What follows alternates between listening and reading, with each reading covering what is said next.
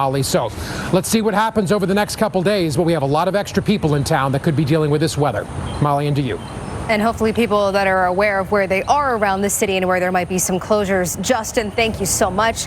We go from the flooding situation across the southern tier to severe weather for very storm-weary areas. Yes, we do have a chance today as we see our initial front move through, scattered development. We have all hazards in play here, tornado, wind, hail, not as high end as what we're going to be experiencing tomorrow, but there is a chance today in overlapping areas today than what we're going to see tomorrow.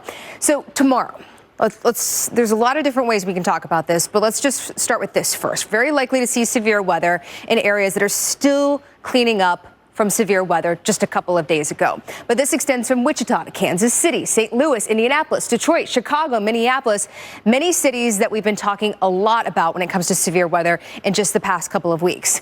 But the Torcon values, your eyes probably go right to the 7, of course, right? That's where we have the highest threat. But anywhere that we have a number, we have a threat. So even where we have a 2, Kansas City, Denison, Cincinnati, Columbus, anywhere that we have a number, there is a threat for tornadic activity. But I want to bring your attention to this area where we could have not only long-track tornadoes, but also the potential for intense tornadoes, EF3 or greater. There is also a tremendous wind threat. I know we just got done with the derecho, but here we are again facing down very high-end wind threat, especially with some of the dynamics we have in the atmosphere. Very strong jet stream, very strong low-level jet too, and that's all going to feed into not only the tornado threat, but also the wind threat too. Where we initially see some of these storms that are supercellular, I would put the high-end kind of hail threat in there too with some larger hailstones.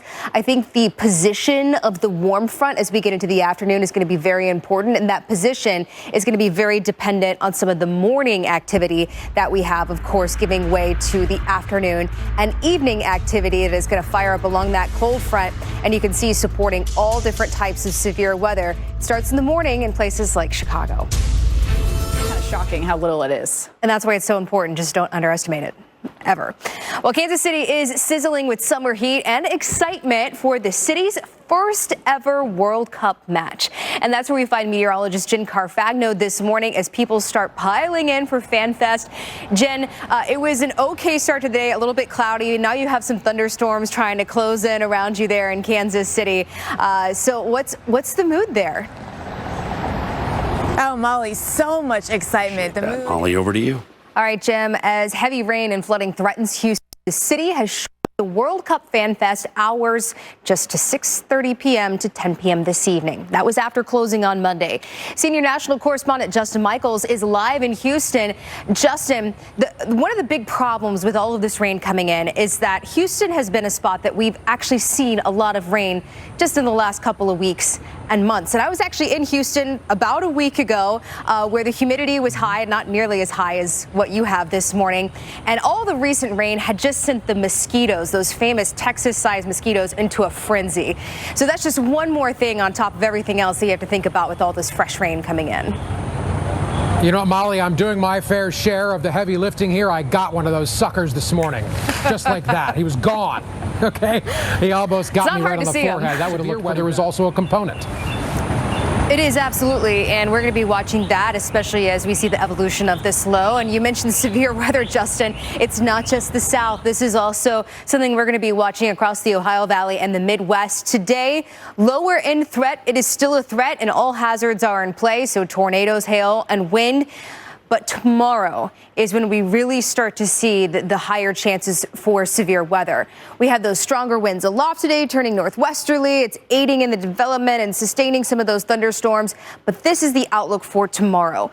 And in addition to having a higher end tornado threat, Torcon values up to 7 here, and it's overlapping areas that just saw the severe weather last week.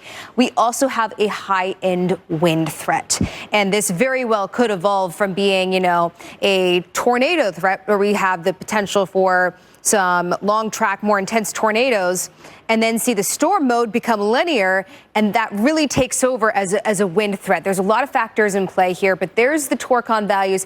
7, anywhere that we have a number, we have a threat. Just don't be, say, oh, well, we don't have a 7, we have a 2, so we're okay. Anywhere that we have a number, it's possible.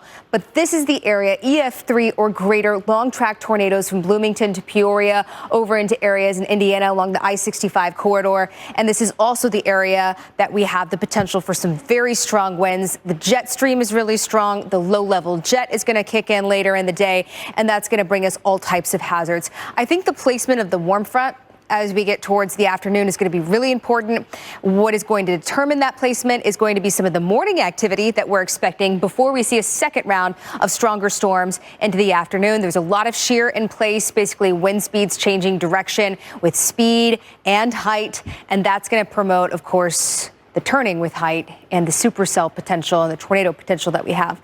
Not to mention low-level jet really is going to be an issue as we see the winds kick up in the evening time frame. There's the morning activity moving through areas like Chicago. That is round 1. There is round 2 moving through, and it's these lines of what is initially trying to be more discrete supercells. We'll see how quickly those become linear as they move to the east, but that's what we need to watch out for, some of the higher hail and tornado potential before we see a lot of this move to the east. And by the way, it doesn't stop on Thursday. Now we bring this into the mid-Atlantic, portions of the mid-south, and the 95 corridor up through the northeast, which could be difficult for travel. Is your best bet. All right, thanks, Steph. Well, let's move to Kansas City, where it is sizzling with summer heat and excitement for the city's first ever World Cup match. And that's where we find meteorologist Jen Carfagno. Jen, this morning people are piling in for Fan Fest. What is the atmosphere in Kansas City ahead of the match? Because this is already a big soccer city. It's already a big soccer city here. Molly, over to you. Well, Jim, as heavy rain and flooding threatens Houston, the city has shortened the World Cup Fan Fest hours to just 6:30 to 10 p.m. this evening. That's after they had to close on Monday. Senior national correspondent Justin Michaels is live in Houston. Justin, just a little bit of rain this morning. This comes on the heels of the flooding we just saw yesterday. But knowing we have such a long way to go at this event, I know the city is preparing. Yeah, a little bit of rain, Molly, will go